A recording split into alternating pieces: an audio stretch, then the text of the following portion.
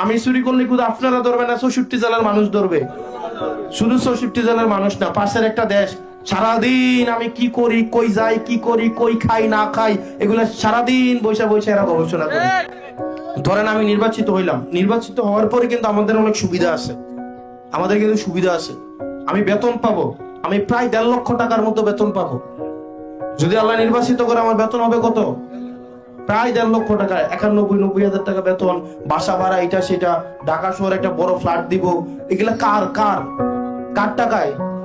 জনগণের টাকায় না? এরপরে আরো সুবিধা দিবে। সুবিধা হচ্ছে এই যে গাড়ির, রাস্তায় গাড়ি আছে না, এই গাড়ির দাম ধরেন এটা 10 লাখ 12 লাখ টাকা, কিন্তু আপনি কিনতে যান এই গাড়ির দাম 50 লাখ টাকা, কারণ আপনাকে ট্যাক্স দিতে হয়। কি দিতে হয়? ট্যাক্স। কিন্তু এমপিরা গাড়ি কেনার সময় ট্যাক্স লাগে না। তারা কিটা করে জানেননি? ধরেন একটা গাড়ির দাম ধরেন 8 কোটি টাকা, V8 একটা গাড়ি মডেলের, গাড়িটার দাম কত? আপনি কিনতে যাবেন 8 কোটি টাকা লাগবে, কিন্তু আমি যদি এমপি হই আমার লাগবে 2 কোটি টাকা। আমি কি করব? আপনার থেকে আমি 6 কোটি টাকা নিব, নিয়ে গাড়িটা কিনলাম, আমার লাভ কত? কয় টাকা? আর আপনার লাভ কয় টাকা? 2 কোটি। কারণ আপনি কিনতে গেলে লাগতো কত? 8 কত বুঝেন না? যেমন বুঝছেন নি? তার মানে আপনার 2 কোটি টাকা লাভ আর আমার 4 কোটি টাকা লাভ। বুঝছেন? আপনি কি আমার সংসদে পাঠান গাড়ি কিনানোর লেগিয়া? গাড়ি কিনানোর লেগিয়া আরো সুবিধা আছে এমপিরা। সুবিধা কি জানেননি? ধরেন এই যে রাস্তাঘাট হয় না, এগুলা ধরেন আমি এটা নিজে একটা কোম্পানি খুলতে পারবো, খুললা এগুলার টেন্ডার আমি নিতে পারবো।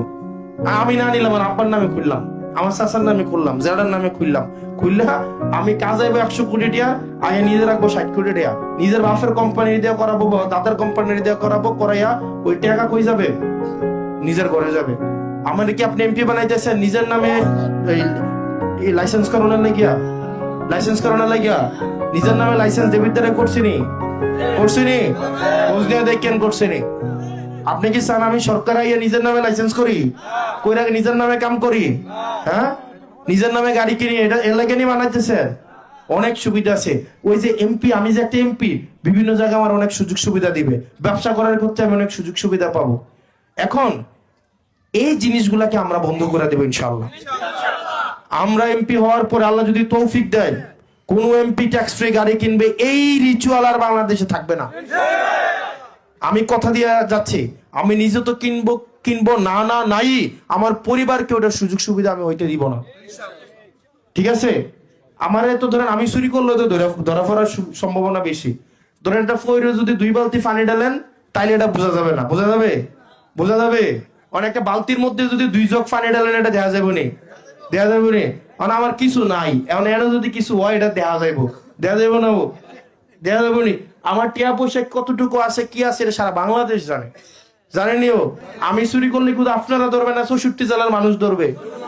শুধু 64 জেলার মানুষ না, পাশের একটা দেশ। সারাদিন আমি কি করি, কই যাই, কি করি, কই খাই না খাই, এগুলো সারাদিন বৈশা বৈশা এরা গবেষণা করে।